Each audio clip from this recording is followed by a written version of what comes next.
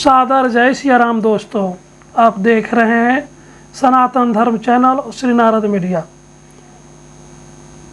दोस्तों, आप इसके पूर्व हमने आपको दिखाया था गरुड़ पुराण सारोद्धार, यानी जब लोग मरते हैं तो सुनते हैं गरुड़ पुराण, उसको ही सारोद्धार गरुड़ पुराण कहा जाता है।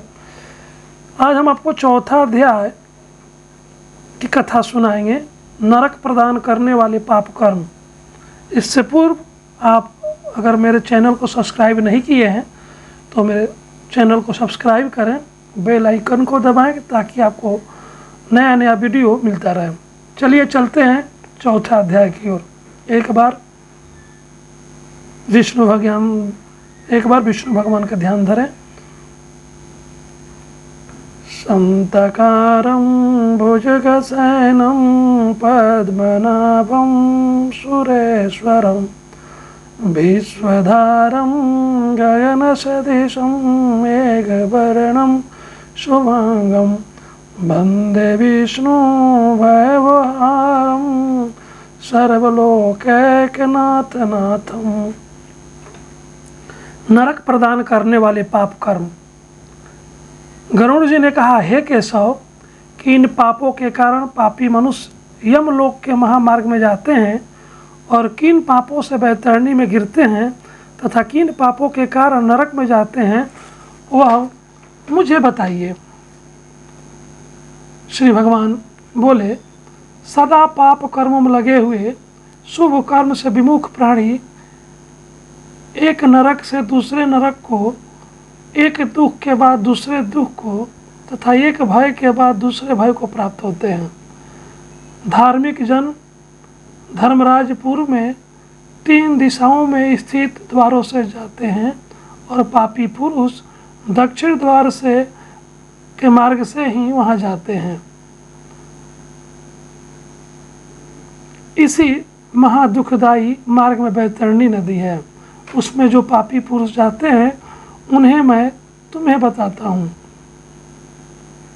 जो ब्राह्मणों की हत्या करने वाले, सुरापान करने वाले, गौघाती, बाल हत्यारे, स्त्री की हत्या करने वाले, गर्भपात कराने वाले और गुप्त रूप से पाप करने वाले हैं, जो गुरु के धन को हरण करने वाले, देवता अथवा ब्राह्मण का धन हरण करने वाले, स्त्री द्रव्यहारी, बाल द्रव्यहारी हैं, जो ऋण लेकर उसे न लौटाने वाले, धरोहर का अपहरण करने वाले, विश्वासघात करने वाले, विषा आनंद देकर मार देने वाले, दूसरे के दोषों को ग्रहण करने वाले, गुणों की प्रशंसा न करने वाले, गुणवानों के साथ दाह रखने वाले, नीचों के साथ अनुराग रखने वाले, मूढ़, सत्संग गति से दूर रहने वाले, जो तीर्थों, सज्जनों, सत्कर्मों, गुरुजनों और देवताओं की निंदा करने वाले हैं, पुराण, वेद, मीमांसा, न्याय और वेदांत को दूषित करने वाले हैं, दुखी व्यक्ति को देखकर प्रसन्न होने वाले,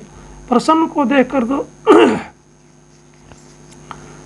को दुख देने वाले, दुर्वचन बोलने वाले तथा सदा दूषित चित्त वृत्ति वाले हैं, जो हितकर वाक्य और शास्त्रीय वचनों को कभी न सुनने वाले, अपने को सर्वश्रेष्ठ समझने वाले, घमंडी, मूर्ख होते हुए भी अपने को विद्वान समझने वाले हैं। ये तथा अन्य बहुत पापों का अर्जन करने वाले अधर्मी जीव रात दिन रोते हुए यम मार्ग में जाते हैं। यम दूतों के द्वारा पीटे जाते हैं, वे बैतरणी की ओर जाते हैं और उसमें गिरते हैं। ऐसे उन पापियों के विषय में तुम्हें बताता हूँ। जो माता पिता, गुरु, आचार्य तथा पूज्य जनों को अपमानित करते हैं वे मनुष्य बैतरणी में डूबते हैं। जो पुरुष पतिव्रता, सच्चरित, उत्तम कुल में उत्पन्न विनय से युक्त स्त्री को देश के कारण छोड़ देते हैं वे बैतरणी में पड़ते हैं। जो हजारों गुणों के होने पर भी सत्पुरुषों को दोष का आरोपण करते हैं और उनकी अवहेलना करते हुए बैतरणी में पड़ते हैं। वचन दे करके जो ब्राह्मण को यथार्थ रूप में दान नहीं देता है और बुला करके जो व्यक्ति नहीं है ऐसा कहता है, वे दोनों सदा बैतरणी में निवास करते हैं। स्वयं दिव्य वस्तु का जो अपहरण कर लेता है, दान देकर पछतावा करता है, जो दूसरों की आजीविका हरण करता है, दान देने से रोकता है, यज्ञ का विध्वंस करता है, कथा भंग करता है, क्षेत्र की सीमा का हरण कर लेता है, और जो गोचर भूमि को जोतता है वह बैतरणी में पड़ता है। ब्राह्मण होकर रस विक्रय करने वाला, ऋषि का पति शूद्र स्त्री का ब्राह्मण पति बनना, वेद प्रतिपादित यज्ञ के अतिरिक्त अपने लिए पशुओं की हत्या करने वाला, ब्रह्म कर्म से च्युत, मांस भोजी, मद पीने वाला, उच्छृंखल स्वभाव वाला, शास्त्र के अध्ययन से रहित, वेद पढ़ने वाला शूद्र, कपिला का दूध पीने वाला शूद्र, यज्ञोपवीत धारण करने वाला शूद्र, ब्राह्मणी के पति बनने वाला शूद्र, राजमहिषी के साथ व्यभिचार करने वाला, प्राय स्त्री का अपहरण करने वाला, कन्या के साथ कामाचार की इच्छा रखने वाला तथा जो अस्तित्व नष्ट करने वाला है, ये सभी तथा इसी प्रकार और भी बहुत सिद्ध आचरण करने में उत्सुक तथा शास्त्र विहित कर्मों को त्यागने वाले मूढ़जन बैतरणी में गिरते हैं। सभी मार्गों को पार करके पापी यम के भवन पहुंचते हैं और पुनः यम की आज्ञा से आकर दूत लोग उन्हें बैतरणी में फेंक देते हैं। हे खगराज, वह बैतरणी नदी सभी प्रमुख नरकों को सर्वाधिक कष्ट प्रद है, इसलिए यमदूत पापियों को उस बैतरणी में फेंकते हैं। जिसने अपने जीवन काल में काली गौ का दान नहीं किया अथवा मृत्यु के पश्चात जिसके उद्देश्य से बंधुओं द्वारा कृष्णा गौ नहीं दी गई तथा जिसने अपने अर्धदैहिक क्रिया नहीं कर ली गई या जिसके उद्देश्य से अर्धदैहिक क्रिया नहीं की गई हो, वे बैतरणी के महान दुख भोग करके बैतरणी तथिस्थ सालमली वृक्ष में जाते हैं। जो झूठी गवाही देने वाले, धर्म पालन का ढोंग करने वाले, छल से धन का अर्जन करने वाले, चोरी द्वारा आजीविका चलाने वाले, अत्यधिक वृक्षों को काटने वाले, वन और वाटिकाओं को नष्ट करने वाले, व्रत और तीर्थ का परित्याग करने वाले, विधवा के शील को नष्ट करने वाले हैं, जो स्त्री और पति को दोष लगाकर पर पुरुष में आसक्त होने वाली है, ये सभी और इस प्रकार अन्य पापी भी सालमली वृक्ष द्वारा बहुत ताड़ना प्राप्त करते हैं। पीटने से नीचे गिरे हुए उन पापियों को यमदूत नरकों में फेंकते हैं। उन नरकों में जो पापी गिरते हैं उनके विषय में तुम्हें बतलाता हूँ।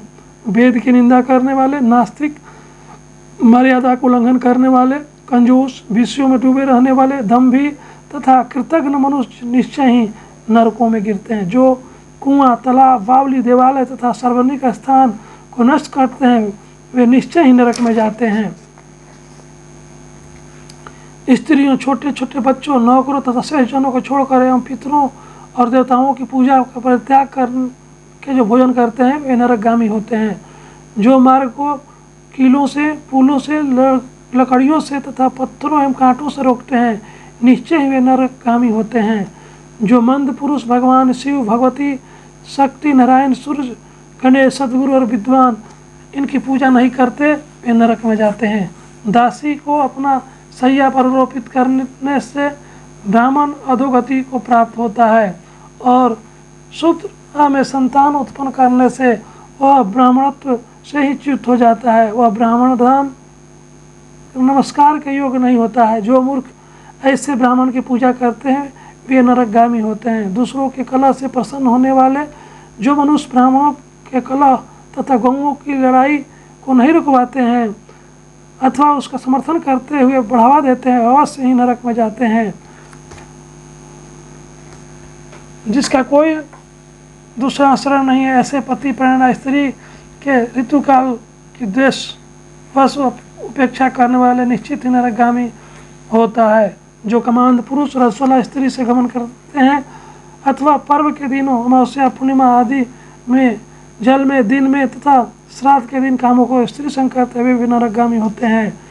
जो अपने शरीर के मल को आग, जल, उपवन, मार्ग अथवा गौशाला में फेंकते हैं वे निश्चित ही नरक में जाते हैं। जो हथियार बनाने वाले, बाण और धनुष का निर्माण करने वाले तथा इनका विक्रय करने वाले हैं ये नरकगामी होते हैं।